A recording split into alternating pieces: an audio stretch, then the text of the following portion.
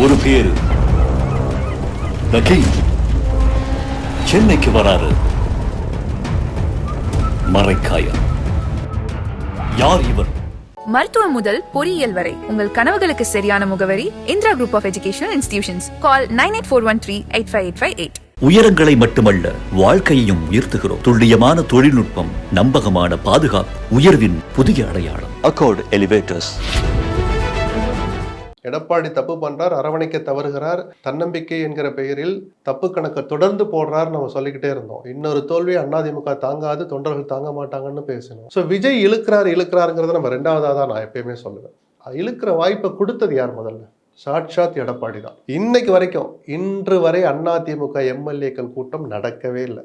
55 நாள் ஆச்சு. இப்படிப்புள்ள தொண்டர்கள் காரணம், தொண்டர்களை விட்டு திமுக விலகி போச்சு. இந்த ஆட்சியில, கடந்த 5 ஆண்டுகள் ஆட்சியில முதல் நாளிலிருந்தே தொண்டர்களிடமிருந்து அந்நியப்பட்டு போச்சு தலைமையினுடைய. வணக்கம் ஆகாயம் நண்பர்களே. அதிமுகவிலிருந்து தாவேகாவுக்கு இடம் மாறுவது நிற்குமா? திமுகவில் இது தொடக்கமா? இதை பற்றி பேசுவதற்காக பத்திரிகையாளர் திரு SP லட்சுமணன் நம்முடைய நினைக்கிறார். வணக்கம் திரு லட்சுமணன். வணக்கம்.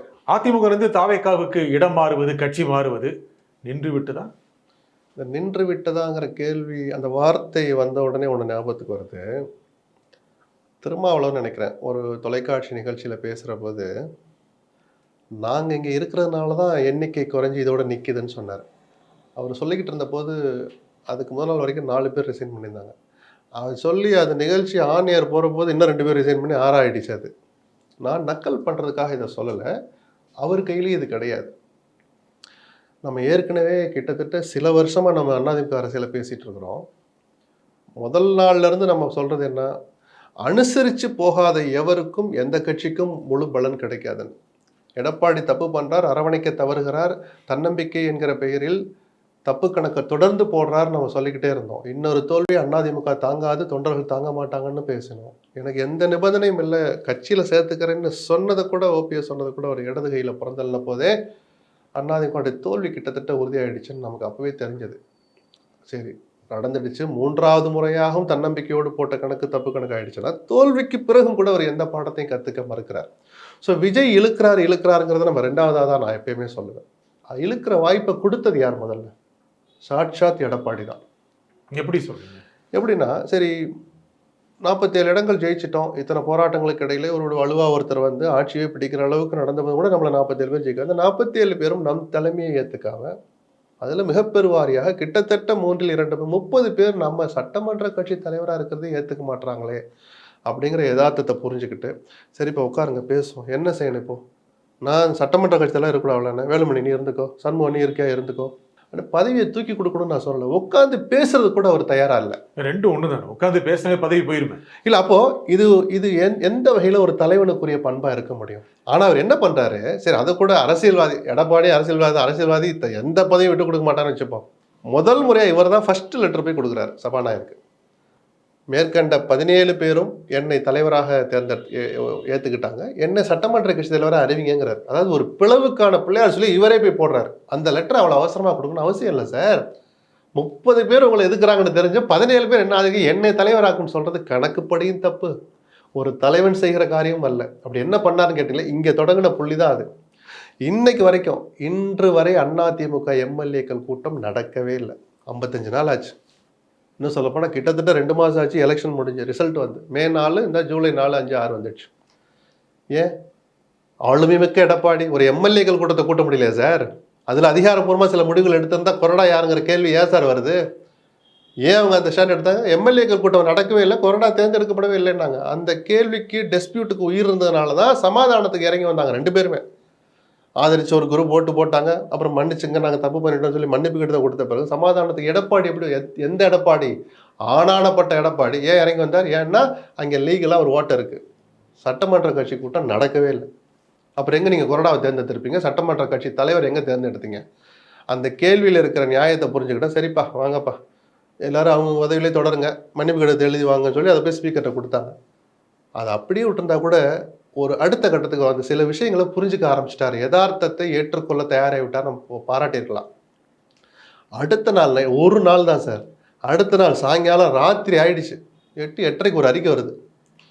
அந்த கட்சியிலிருந்து நீக்கப்பட்டவர்கள் பழைய பொறுப்புகளை போட்டு யாரும் விளம்பரப்படுத்தாதீங்க, அப்படி சொன்னாலும் ஏத்துக்காதீங்கன்னு ஒரு அறிக்கை வச்சு ஞாபகம் இருக்கா? ஆமா. என்ன சார் அதுக்கு என்ன சார் அர்த்தம்? அப்படி என்ன சார் நீங்க சாதிக்க போறீங்க? அந்த சமாதானத்தின் அடிப்படையில், அந்த ஒப்பந்தத்தின் அடிப்படையில் தான் மன்னிப்பு கடிதமே கொடுத்தாங்க 25 பேரும். அதில் கூட சண்முகம் கொடுக்கலன்னு நினைக்கிறேன், 24 வச்சப்போம். அதுக்கு சரின்னு சொல்லிட்டு ஒரு நாளில் மனசை மாற்றி அப்படி பழி வாங்கணும்னு நினைக்கிறீங்களே ஏன்? அவங்க பண்ணது அப்பட்டமான கட்டுப்பாட்டை மீறிய செயல் தான், கட்சி கட்டுப்பாட்டை மீறிய செயல் தான் சிவி சண்முகம் பண்ணது. நியாயப்படுத்தவே முடியாது, அது தனி பார்வை. அப்படி நாங்கள் தப்பு பண்ணிட்டோன்னு எழுத்துப்பூர்வம் மன்னிப்பு கேட்டு வந்தவங்கள சரின்னு நீங்கள் ஒத்துக்கிட்ட ஒரு விஷயத்த அடுத்த நாளே மறுத்தது தான் 2 விஜயபாஸ்கர் போனதுக்கு அடிப்படை காரணம். அவங்க காத்திருந்தாங்க சார், எங்களை மாவட்ட செயலர் பதவி கொடுங்கன்னு கேட்டார். இல்லாட்டி இருந்திருப்பாங்க தாராளமாக. அதுவும் ஒரு காரணமாக ஆயிடுச்சுன்னு நான் சொல்கிறேன் உங்களுக்கு. இன்னைக்கு ஜஸ்டிஃபிகேஷன் பண்ண முடியாதுல்ல, ஏன்ப்பா போனாங்க, நான் கேட்டோம் கொடுக்கல போயிட்டோன்னு ஒரு நியாயமான காரணத்தை அவங்க சொல்றாங்க. துரோகிகள் சென்று விட்டார்கள் கட்சி. அந்த துரோகிக்கு கொள்கை பரப்பு இணை செயலாளர்னு அறிவிச்சிங்களே எடப்பாடி, இப்படிக்கு எடப்பாடி கையெழுத்து போட்டிங்களா? அது ஏன் துரோகிகளுக்கெல்லாம் பதவி கொடுக்குறதா எடப்பாடி வேலையா? என்ன சார், கிட்ட இருந்தா ஒரு பேச்சு, உங்களை கேள்வி கேட்டா ஒரு பழி வாங்குற மாதிரி பண்ணுவீங்கன்னா இது திரும்ப கேட்கிற ஒரு தலைவர் பண்ற காரியமா? இப்போ ஆலோசனை பண்றாரு, இது நாங்க தாவேகா ஒரு கட்சி சக்தி அப்படிங்கறது தெரியாம போயிடுச்சு, இனிமேல் அப்படி இல்லைன்னு தான் சொல்றாரு. சரி, அப்படி இல்லைன்னு சொல்ற போது இருக்கிற ஆட்களை அரவணைக்கிறது தான் சார் பேஸ். இதை சரி பண்ணிட்டு தான் சார் நீங்க சவால் விடுறது, கருத்து பரிமாற்றம் எல்லாம் இந்த நிமிஷம் வரைக்கும். சரி, அந்த ஆலோசனை கூட்டம் எப்படி நடந்துட்டு இருக்கு? உங்களால் துணை பொதுச் செயலாளராக அறிவிக்கப்பட்ட நத்த விஸ்வநாதன் வேலுமணியும் இல்லாமல் நடந்துகிட்டு இருக்கு. என்ன அவங்க ஏன் வரல? அதான் லெட்டர் தெளிவா எழுதினாங்களே, பொறுப்புகள் கொடுக்கல. ஏன் கொடுக்கல? என்ன சாதிக்க போறீங்க நீங்க? நான் அவங்களுக்குலாம் பதவி வாங்கி தரது நிஜேந்தனுக்கோ லட்சுமணனுக்கோ வேலை இல்லை.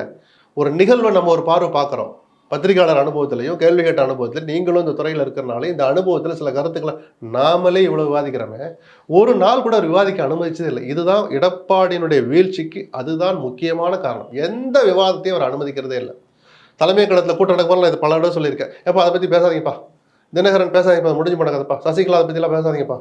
வெற்றிக்கு முன்னால், அதாவது தேர்தலுக்கு முன்னாலும் அதை பேசினார், தேர்தலில் தோல்வி அடைந்த பின்னரும் அதை தான் பேசினார். அப்போ எப்போதான் நீங்கள் பாடம் கற்றுக்குவீங்க? ஆமாம், இந்த 2 பேர் நீங்கள் சொன்னீங்களே, திரு வேலுமணி நத்தம் விஸ்வநாதன் இருப்பாங்களா? எங்க அதிமுகலையா? அவங்க எங்கே சார் போக போகிறாங்க? அதான் இது எங்கே போய் முடியும்னா, அந்த 2 பேரும் மறந்துடுங்க. சிவி சண்முகம் அடுத்து போக போகிறாங்களா ஒரு வதந்தி வருது. இது அதிமுக தரப்பிலிருந்து பார்க்குற பார்வை. எடப்பாடி தலைமையில் இருக்கிறவருடைய பலவீனம், அவருடைய ஆளுமையற்ற தன்மை, அனுசரித்து போகாத அந்த குணம்தான் இந்த பலவீனத்தை வெளிச்சம் போட்டு காட்டுது. அந்த பலவீனத்தை விஜய் பயன்படுத்துகிறான். நான் விஜய் 2வது அப்புறம் தான் கொண்டு வருவேன். சரி, இழுக்கிறார். ஒரு ஸ்திரமற்ற ஆட்சி, தொங்கு சட்டமன்றம் அமைஞ்சிடுச்சு, கேட்கக்கூடாதவங்களெல்லாம் போய் கேட்டு, பார்க்கக்கூடாதவங்களெல்லாம் பார்த்து, நம்மால் கொள்கை விரோதிகள், ஊழல் சக்திகள்னு சொல்லப்பட்டவங்களை ஆதரித்தவர்களெல்லாம் அழைச்சிட்டு வந்து ப்ரூவ் பண்ணிட்டார், மெஜாரிட்டி நிரூபிச்சிட்டார். அதன் போக்கிலேயே போகணும். 6 மாதத்துக்கு இந்த ஆட்சிக்கு ஆபத்து இல்லைங்கிற ஒரு சூழல் இருக்கிற போது இவ்வளவு வேகமாக இந்த இழுப்பு வேலைகளை செய்யணுமான்னு ஒரு கேள்வி வருது. இழுக்கிறாங்கிறீங்களா? அது இழுக்காம போக முடியும். பேச்சுவார்த்தை நடத்தா போனாங்களா? எப்படி இவர் நேராக போய் போட்டு ஆட்டிட்டாரா விஜயபாஸ்கர்? எத்தனை ஃபோன், 1 மாசம் நடக்குது சார் டாக்டர் விஜயபாஸ்கர் சேர்றதுக்கு. ஏன்னா அங்கே சில வாத பிரதிவாதங்கள் நடந்துச்சு. ஊழல் குற்றச்சாட்டு இருக்கு, இங்கே வந்தால் நம்மளை எப்படி கேட்பாங்களே, இவரை கூட்டிட்டு நான் எப்படி போய் ஓட்டு கேட்பேன் அப்படின்னு பல விவாதங்கள் நடந்துச்சு. அப்போ 1 மாசம் பேச்சு எடுக்கலாம். அந்த பேச்சுவார்த்தைக்கு என்ன சார் பேரு? இழுக்கிறதுனா அது பேரமா, இல்லை குதிரை வைகோ சொன்ன மாதிரி ஒட்டக பேரமா, இன்னைக்கு பெருச்சாளி பேரம்னு ஒரு வார்த்தையை பயன்படுத்தியிருக்கிறேன். ஏதோ ஒரு பேரம் பேச்சுவார்த்தை நடக்குது இல்லை, அதுவும் இழுப்பு வேலை தான். அப்போ நீங்கள் இன்னொன்று சொல்லி பாருங்க, இனிமேல் இங்கே வர்ற எம்எல்ஏ பதவி ராஜினாமா செய்துவிட்டு வருபவர்களுக்கு இந்த இடைத்தேர்தலில் சீட்டு தர மாட்டோன்னு ஒரு வாரி அறிக்கை வரட்டும் புசியானதுட்டு இருந்து. ஒருத்தர் போவால போனவங்களும் கிடைக்குங்கிறீங்களா? கிடைக்கணுங்கிற அடிப்படையில் தான் இப்போ போயிருக்கிறாங்க. ஒருவேளை கிடைக்குமா கிடைக்காது ஜோசியம் சொல்லலை, அந்த ஒரு உத்தரவாதத்தை வாங்கிட்டு தான் போனாங்கன்னு நான் கேள்விப்பட்ட செய்தி. அதில் நியாயம் இருக்குது. இல்லாட்டி எதுக்கு சார் ராஜினாமா பண்ணிட்டு என்ன தாவேக்கா வலுப்படுத்துறக்கா போயிருக்காங்க, இல்லை அந்த கொள்கைகளை எப்படியாவது மக்கள்கிட்ட கொண்டு போய் சேர்த்துறணும் அப்படின்னா போகிறாங்க. ஏன் சார் ஏன் வாயக்கிட்டுறிய? அது மட்டும் இல்லை, ஜெயிச்சு விட்டா 2-3 மாதம் கொஞ்சம் இருங்க, அப்புறம் மந்திரி ஆகிக்கலான்ற அந்த நப்பாசு தானே சார் காரணம். அப்போ இழுப்பு இல்லாமல் இது என்னது? ஆக ஆனால் இருந்த தூய சக்திங்கிற வார்த்தையை இனிமேல் விஜய் சொல்ல முடியாதுன்னு ஒரு பார்வை. இந்த வேலை தூய சக்தி செய்யாது, ஆனால் பக்கா அரசியல் சக்தியாக மாறி நல்ல அரசியல் பண்ணுறாரு நான் பாராட்டுவேன். ஏன்னா தன்னுடைய அந்த ஒரு தனி மெஜாரிட்டி இல்லாத சூழலில் தன் கட்சிக்கு ஒரு ஸ்திரமான ஆட்சியை கொண்டு வரதை நோக்கி அவர் கொண்டுட்டு போகிறாருன்னு எடுத்துக்கலாம். இன்னொரு ஆபத்து அதில் இருக்குது, 2 ஆபத்து. ஒன்று, உங்களை நம்பி பெரிய ரிஸ்க் எடுத்து விமர்சனங்களெல்லாம் இந்த வைகோ மாதிரி அரண்போல் தாங்கிக்கிட்டு உங்களை ஆதரித்த தோழமை கட்சிகளுக்கு ஒரு அவநம்பிக்கை முதல்ல வரும். நாம தான் கொடுத்துக்கிட்டு இருக்கிறோமே, நம்மளை நம்பாமல் அங்கிட்ட தனியாக ஏதோ கணக்கு போடுறாரோ அப்படின்னு யோசிச்சிருப்பாங்க. நம்மளே அங்கே இல்லை என்ன ஏன் கண்டாதீங்க இருங்க, அதை விஜய் கிட்ட போய் நேரடியாக சொல்ல மாட்டாங்க. குறைஞ்சபட்சம் இவங்களாம் மக்கள் நல கூட்டணியில் ஏற்கனவே ஒன்றா தோழமையாக இருந்த ஆட்கள், ஏப்பா என்னப்பா நடக்குது அப்படின்னு நேரம் இடதுசாரிகள் பேசியிருப்பாங்க, வைகோ திருமாவெல்லாம் பேசியிருப்பாங்க. இந்த அவநம்பிக்கை இவ்வளோ சீக்கிரம் ஏற்படுத்தக்கூடாது விஜய். இது ஒரு பார்வை. இன்னொன்று, நீங்கள் சாதுரியம்னு நான் பாராட்டினேன், அரசியல் சக்தியாக நல்ல அரசியல் பண்ணுறாருன்னு இழுக்கிற வேலையை, அது 2 பக்கம் கூரான கத்தி மாறி. நீங்களும் குத்தலாம், நீங்களும் குத்தப்படுவீர்கள். இதை விஜய் புரிஞ்சுக்கணும். நான் இந்த குதிரை பேரத்தையும் சேர்த்து தான் அதில் நான் சொல்கிறேன். அது 2 சொல்லுங்களேன். அது குத்தலாம் குத்தப்படுவீர்கள். அது ஆமாம், இவர் குத்துறாரு, இழுக்கிறாரு, குத்தப்படலாங்கிறது. நாளைக்கு உங்கள் கட்சியிலேருந்து 2 பேர் 4 பேரை இழுக்கிற வேலை நடந்தால் என்ன பண்ணுவீங்க? யார் இருப்பாங்க? எதிர்கட்சிகள் அதிமுக, திமுக, பிஜேபியை குறைச்சி இடம் போடாதீங்க. அங்கே ரோலே இல்லையே சார் அப்படிலாம் நினைக்கிறேன். மெயின் ரோலே அவங்களா கூட இருக்கலாம். கவர்னருங்கிற ஒரு மிகப்பெரிய ஆயுதம் அவங்க கையில் இருக்குது. சரிதானா? இதையெல்லாம் விஜய் எல்லாத்தையும் முப்பரிமாணத்தில் யோசிச்சு தான் எந்த காரியத்தை அவர் செஞ்சிருக்கணும். இவ்வளோ வேகம் காட்டியிருக்க தேவையில்லையோன்னு தோணுது. இது வேகம் தான் நினைக்கிறேன். ஏன்னா நிச்சயமா வேகம் தான். உங்களுடைய பதிலோட ஆரம்பத்தில் அதிமுக மீது எடப்பாடி பழனிசாமியுடைய நடவடிக்கை பொறுக்காமல் ஏற்காமல் தான் நிறைய பேர் போறாங்கன்னு தான் நீங்க விளக்குறீங்க. ஆமாம், அவங்க வேகம் காட்டின மாதிரி இருக்காது அது. இல்லை, நீங்கள் கொஞ்சம் பொறுமையாக இருப்பாங்க சொல்லிட்டு விஜய் அமைதியாக இருக்கிறாரு. நான் திருப்பி கேட்குறேன், பனையூரில் போய் கட்சி ஆஃபீஸ் கேட்ட போய் ஆட்டுவாங்களா அவங்க? சார் நீங்கள் இடம் கொடுக்கவும் தானே சார் வர்றாங்க, நீங்கள் ஃபோனை எடுக்கவும் தானே சார் பேசுகிறாங்க, பேச்சுவார்த்தை தொடருது. சரிதானே? இப்போது 25-30 எம்எல்ஏக்கள் இருந்தாங்க அந்த டைமில். சிவி சண்முகம் தலைமையில் ஒரு அணி அமைஞ்ச போது முதலமைச்சர் பதவி ஏற்றுக்கிட்டு நம்பிக்கை வாக்கெடுப்பில் ஜெயிச்ச பிறகு அன்னைக்கு சாயங்காலமே எல்லாருமே பார்த்தார்ல விஜய். சிவி சண்முகம் ஆஃபீஸ்க்கே போனார், ஞாபகம் இருக்கா? அந்த சூழல் வேற. அன்னையோடு அந்த காட்சிகள் மாறிட்ட பிறகு கொஞ்சம் மௌனமாக இருந்திருக்கணும், அமைதி காக்கணும். இவ்வளவு வேகம் கூடாது. சரிங்களா, கொஞ்சம் இருங்கப்பா, அப்படி அதிருப்தியாகவே இருங்க அப்படி. ஏன்னா நாம் இப்படி செஞ்சால் எதிர்வினை ஒன்று வரும் அப்படின்னு யோசிக்கிறவர் தான் நிஜமான அரசியல் சக்தியாக வளர முடியும். விஜய் யோசிச்சுட்டு ஒருவேளை அதுக்கும் தயாராக இருக்கிறாரா நமக்கு தெரியாது. அப்படின்னா நான் 2 மடங்கு இன்னும் பாராட்டு. பரவாயில்லையா, அந்த சவாலையும் கூட எதிர்கொண்டு ஜெயிச்சிட்டாரே, சமாளிச்சிட்டாரே அப்படின்னு நம்ம அப்போ பாராட்டலாம். ஆனால் இப்போ நான் எச்சரிக்கை விரும்புகிறேன், கவனமாக இருக்கணும். உங்கள் பக்கமும் அந்த கூரான ஒரு முனை நோக்கி இருக்குன்றதை நம்ம சொல்லி காட்ட விரும்புகிறோம், அவ்வளோதான். அப்போ யார் சார், என்ன எது நடக்குதா சார், என்ன கேட்காதீங்க, வாய்ப்பு இருக்குன்னு சொல்கிறேன். நீங்கள் இன்னைக்கு அந்த ஆயுதத்தை இன்னைக்கு தான் தொட்டு பார்க்குறீங்க. அவங்கெல்லாம் கரகண்ட ஆட்கள். பிஜேபியெல்லாம் விதவிதமாக வச்சுருக்கு கையில், கலர் கலராக வெடிக்கும். இந்த நம்ம சிரிச்சுக்கிட்டு சொல்கிறோம், இந்த ஈரான் வார் நடந்துக்கிட்டு இருந்துச்சு இப்போது அமெரிக்காவுக்கும் ஈரானுக்கும். அப்போ இந்த பாலிஸ்டிக் மிசைல்ஸில் அது ஒரு இடத்துல போய் தாக்குறதுன்னு ஒன்று பார்த்துக்கிட்டு இருக்கிற போது, அது அங்கே போய் வெடிக்கிற போது 10 வந்து பிரிஞ்சு போய் அலைஞ்சதெல்லாம் அந்த அழிவு சக்தியை இன்னொரு விதமாக நம்ம பார்த்தோம்ல. அந்த மாதிரி இந்த ஜனநாயகத்தை கழுத்திருக்கிற வேலையில் பிஜேபி பல ஆயுதங்களை வச்சுருக்குது. ஒரு மாநிலத்திலையும் நம்ம பார்த்துருக்கோம். நான் காமெடிக்காகவோ இல்லை ஒரு எரிச்சல்லையோ சொல்லலை சார். அந்த விளையாட்டை விளையாடணும்னு நீங்கள் முடிவெடுத்துட்டீங்கன்னா அதில் எல்லா பிளேயரும் இருக்கிறாங்க, கரகண்ட பிளேயர் இருக்காங்கிறத விஜய் மறக்கக்கூடாதுன்னு நான் சொல்கிறேன். அந்த விளையாட்டை தமிழ்நாட்டில் விளையாட முடியுமா? விளையாட ஆரம்பிச்சிட்டாங்கல்ல சார். அதனால சார் நீங்கள் சத்தம் இல்லாமல் இழுக்கிறீங்க. ரைட்டு, எடப்பாடி இடம் கொடுத்தார். இல்லை நாங்கள் ஜனநாயகத்தை வலுப்பு இதெல்லாம் ஒரு அங்கே இன்னைக்கு வீரபாண்டியன் சொல்லிக்கிறாரு, முதலாளித்துவ சமூகத்தில் குதிரை பேரம் தவிர்க்க முடியாது அப்படிங்கிறாரு. ஆனால் நல்லா குறித்து வச்சுக்கிட்டேன், வீரபாண்டியன் எல்லா சூழலையும் இந்த வார்த்தையை சொல்லிக்கிட்டே தான் இருக்கணும். தாவேக்காவிலிருந்து சில எம்எல்ஏக்கள் வெளியே போனால் கூட இதே வார்த்தையை சொல்லுவாரா? சொல்லணும். அதுதான் ஒரு என்ன சொல்ற நேர்மையான இடதுசாரிக்கு இலக்கணம். என்ன செய்கிறான்னு ஒரு பக்கம் பார்ப்போம். அதே மாதிரி இவங்க எஃப்ஐஆர் போட்டிருக்காங்கல்ல, செந்தில் பாலாஜி தூண்டி ஒரு இழுப்பு வேலை நடந்துச்சுன்னு. இதான் ஆரம்பிச்சிடுச்சே, ஏவுகணை தாக்குதல்கள் இங்கேருந்து அங்கே, அங்கேருந்து இங்கே தாக்குதல் ஆரம்பிச்சிடுச்சுல. இது எவ்வளோ வேகத்தில் போகுது. இன்னொரு எம்எல்ஏ அக்யூஸ் பண்ணியிருக்கிறாரு, தன்னை எடுக்க முயற்சி பண்ணதா. அனிதா ராதாகிருஷ்ணன் அவர் ஒரு சொன்ன இப்போ போலீஸ் வச்சு என்ன இது பண்ணுறாங்கன்னா, ஆஷின் ஒரு புகார் எழுப்புறாரு, ஆளுநர்கிட்ட போய் நேற்று புகார் கொடுத்துருக்குறாங்க சார். தொங்கு சட்டமன்றம் என்னைக்கு வந்துச்சோ நான் இதை எதிர்பார்த்தேன். இழுப்பு வேலைகள் 2 பக்கமும் நடக்கணும். ஆட்சியை கவுக்க அவங்களும் முயற்சிப்பாங்க, ஆட்சியை தக்க வைக்கிறதுக்கு ஸ்திரத்தன்படுத்திக்கிறதுக்கு விஜயும் சில முயற்சிகள் எடுப்பார்னு நான் பார்த்தேன். நான் அதிமுக காரங்க நிறைய தாவேக்கால போய் சேர்றது திமுகவுக்கு ஏதாவது வகையில் இழப்பா? இல்லை, தலைமை பண்பு ஒப்பிடுற போது அவர் கொஞ்சம் ஸ்ட்ராங்காக இருக்காரு எடுத்துக்கலாம். இன்னைக்கு வரைக்கும் திமுகலேருந்து யாரும் போகலை. இங்கே தலைமை பலவீனப்பட்டு போயிருக்கு, அதனால ஈஸியாக போகிறாங்க. அங்கே அந்த கேள்வியை எழலை இது வரைக்கும். அதிமுக வந்து நிறைய முன்னாள் அமைச்சர்கள், முன்னாள் மாவட்ட செயலாளர்கள், கீழ்மட்ட நிர்வாகிகள் எல்லாமே போறாங்க. சனிக்கிழமையாவே பெரிய கூட்டம் கூடியது. அது அதிமுகவுக்கு ஏற்படுகிற பலவீனம் மட்டும்தானா, திமுகவுக்கும் எதிர்காலத்தில் ஒரு அச்சுறுத்தல் ஏற்படுத்தக்கூடிய அளவுக்கான நிகழ்வு தான்? இல்லை, இந்த இணைப்பு வந்து பெரிய அச்சுறுத்தல்னு நான் பார்க்கல. இது அதிமுகவை இன்னும் கொஞ்சம் கரைச்சி தொடச்செடுக்கிற வேலை தான். அதை பற்றி ஒரு துளி கூட எகைன் நான் எடப்பாடிட்ட வந்து நிற்பேன். அதை பற்றி கவலைப்பட மாட்டேன் சார். சனிக்கிழமையான அவர் என்ன வேற மாதிரி எதுவும் கண்ணில் எதையும் கட்டிக்கிறாரான்னு தெரியல. அது அட்லீஸ்ட் டிவியை பார்த்தா கூட மனசு பதறுமே சார். நான் ஒரு உதாரணம் சொல்கிறேன். விராலிமலை விஜயபாஸ்கர் போய் சேர வர்றார். செந்தில் பாலாஜிக்கு பிறகு அதிமுகவிலேருந்து பிற இயக்கத்துக்கு சேர்ந்தவங்களில் இவ்வளவு படையோடு போனவரில் குறிப்பிடத்தவங்க அடுத்து விஜயபாஸ்கர் தான். வேறு யாரும் தனிப்பட்ட முறையில் போனவங்க 100-500 பேரோட போவாங்க. விஜயபாஸ்கர் ஒரு பெரும் படையோட போனார். அப்படி வந்தவங்களை ஒரு பெரியவர் கண்ணீர் விட்டு அழுதார். சாதாரண தொண்டர் அவர். பஸ்ஸில் வந்ததில் ஒருத்தர், நாங்கள் விரும்பியா போகிறோங்க, எம்ஜிஆர் ஜெயலலிதாக்காக தான் அந்த கட்சியில் இருந்தோம், இன்றைக்கி இந்த கெதி ஆயிடுச்சுன்னு நாங்கள் போகிறோம், விஜயபாஸ்கருக்காக போகலை, விஜய்க்காகவும் போகலை, இந்த கட்சி இந்த கெதியில் இருக்கு, எங்களுக்கு என்ன பண்ணுறதுன்னு தெரியலைங்கிறதுக்காக போகிறோங்கிறாரு அந்த ஒரு பெரியவர். பர்சனலாக நான் அனுபவத்தை சொல்கிறேன். 10,000 பேரில் ஒருத்தர் எடுத்துக்கோங்க சார். இது மாதிரி எத்தனை அதிமுக தொண்டர்கள் கண்ணீர் வடிக்கிறாங்க. நம்ம இந்த வார்த்தையை அப்படியே சொல்லியிருக்கோம் தெரியுமா?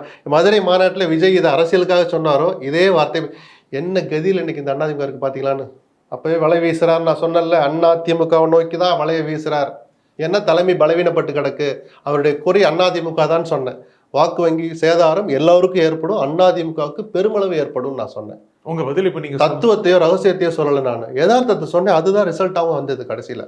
இப்போ நீங்கள் பதில் சொன்னபோது தாவேகா ஒரு தனிப்பெரும் கட்சியை வெற்றி பெற்று விடுது, திமுகவும் ஒரு எதிர்கட்சியாக பலமாக இருக்குது. அதிமுக 47 இடங்கள் வாங்கியது குறைத்து மதிப்பிட முடியாது, நல்ல வலுவானது அப்படிங்க சொன்னீங்க. இல்லை, அழிவுங்கிறது அவ்வளோ சுலபத்தில் நீங்கள் சொல்லிட முடியாது, அதிமுக தொடச்சிட முடியாது சொல்கிறேன். நானே எவ்வளோ நாளைக்கு சார் இதவே சொல்லிட்டு இருக்க முடியும்? இல்லை, இவர்களெல்லாம் போய்விட்டால் அழிஞ்சிருமா என்ன?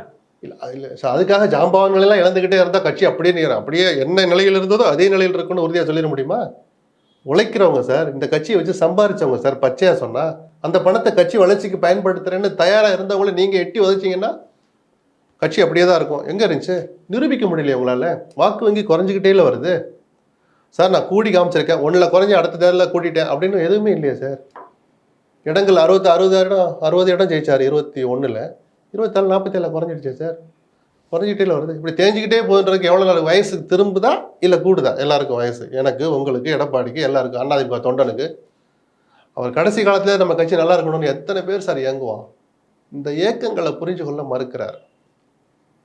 திமுக பொறுத்த வரைக்கும் திமுகவிலும் மெதுவாக கீழ்மட்டத்தில் தொண்டர்கள் அளவிலானவர்கள் தாவேகாவில் சேருகிறார்கள் அப்படிங்கிற செய்திகள் இருக்கு. அது சாத்தியம்? அங்கங்கே சேர்றாங்க.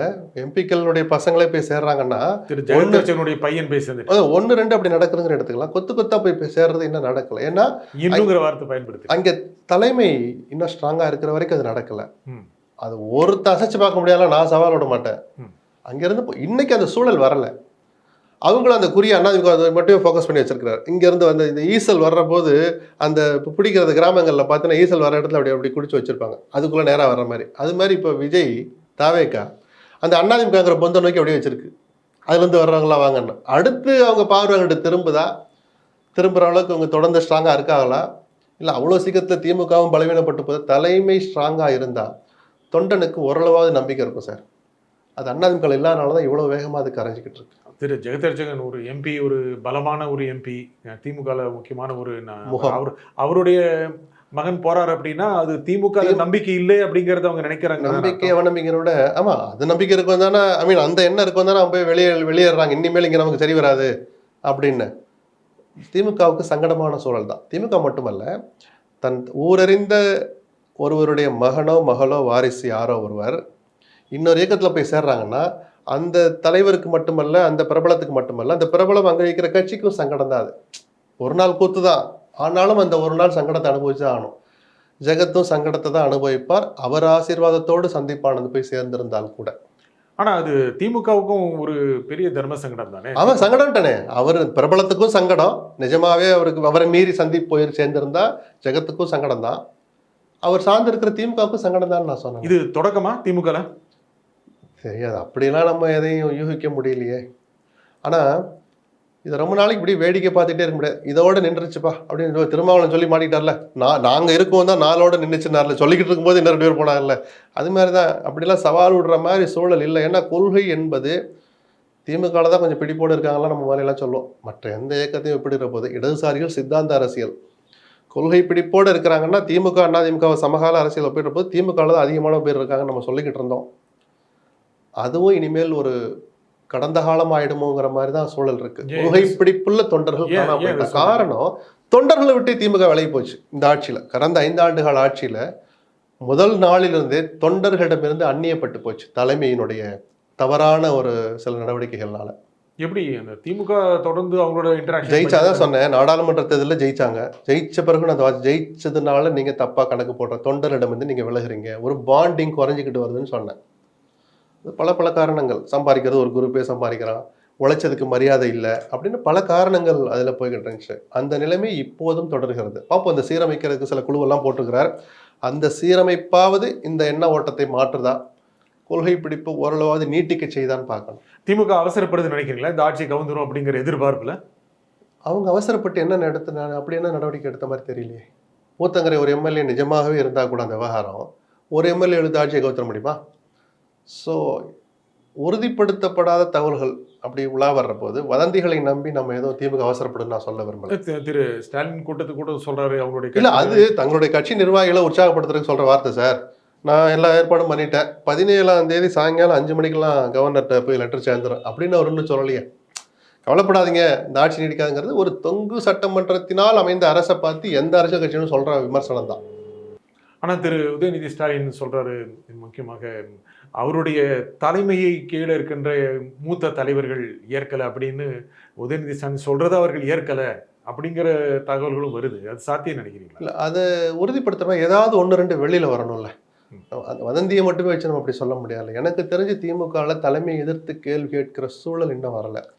சில குமுறல்கள் இருக்கு. அதனால தான் சீரமைப்பு என்ன நடக்குது, எப்படி நடக்குதுன்னு பார்க்கறதுக்கும் சில பேர் காத்துட்டு இருப்பாங்க. அது சில விஷயங்களை நம்ம எல்லாத்தையும் வெளிப்படையாகவும் பேசிட முடியாது. காலம் சில விஷயங்களை முடிவு பண்ணும். தொண்டிலிருந்து ரொம்ப விலகிட்டாங்க அப்படின்னு நீங்க சொல்றீங்க. முக்கியமாக தேர்தலுக்கு பிறகு சொல்லப்பட்டது என்னன்னா, ரொம்ப மேல்மட்டத்தை இருந்துட்டாங்க.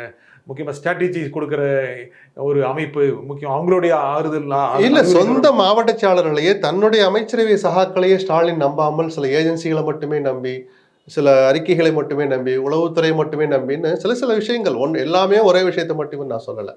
ஒன்னொன்னுக்கு கொஞ்சம் கொஞ்சம் காரணங்கள் இருக்கு. இப்படி பல விஷயங்கள் எல்லாம் போய் சேர்ந்த இடம் என்னன்னா அந்நியப்பட்டு போயிடுச்சு. தொண்டர்களுடைய அந்த மனக்குமரல் கடைசி வரைக்கும் அட்ரஸ் பண்ணப்படவே இல்லை, அது கவனிக்கப்படவே இல்லை. அது இப்போ ஸ்டாலின் புரிஞ்சுப்பார்னு நான் நினைக்கிறேன். அதனால தான் உங்களுடைய குரல்களை கேட்க நான் தயாராக இருக்கேன்னு ஒரு போர்ட்டல் ஓப்பன் பண்ணார் முதல் வேலையாக. ரைட்டு, இப்பயாவது அந்த புத்தி வந்துச்சேன்னு தொண்டை சந்தோஷம்தான் படுவான், தலைவர் இப்பயாவது அதை யோசிச்சாரே அப்படின்னு. அதை சும்மா ஒரு பேரளவில் இல்லாமல் குரல்களை கேட்குறாரோ இல்லையோ, யாரையாவது விட்டு கேட்டாவது அதை சம்ம பண்ணி படித்து பார்க்கணுன்னு, அதான் அந்த கட்சிக்கு நல்லது. திரு உதயநிதி ஸ்டாலின் கொஞ்சம் பதட்டமா இருக்காரு. ஒருவேளை திரு விஜய் கிட்டத்தட்ட 2வது டேர்மும் போயிடுவாரோ, இந்த 5 வருஷம் அப்படி 2 மாசமே இன்னும் முடியல, அதுக்குள்ள 2வது டேர்ம் பத்திலாம் அவர் பதட்டப்படுவார் நான் நினைக்கல. ஆனால் 5 ஆண்டுகள் நீடிச்சுட்டா என்ன பண்றது ஒரு பதட்டம் இருக்கும். 5 ஆண்டுகள் விடுங்க, இன்னொரு 6 மாசம் உள்ளாட்சி தேர்தலும் வந்துட்டா என்ன பண்றது? ஏன்னா நகர்ப்புறங்கள்ல தான் திமுக வெறுப்பு அதிகமாச்சு. இந்த ரிசல்ட் எடுத்து பார்த்தீங்கன்னாலே தாவேக ஜெயிச்சது பூரா நகர்ப்புறமாக தான் இருக்கு, 80%. அப்போ நேரடி எலெக்ஷன் அல்லது கவுன்சில் எலெக்ஷன் எப்படி வந்தாலும் நமக்கு அது அடி வாங்குமேன்ற அந்த பதட்டம் இருந்தால் அது நியாயமான பதட்டம்னு நான் சொல்லுவேன். அதனால எப்படியாவது ஆட்சியை கவுழ்த்துப்படணும்னு அவங்க ஏற்பாடு பண்ணுறாங்கன்னு நான் சொல்லலை. அது நடக்குதான்னு நமக்கு தெரியாது.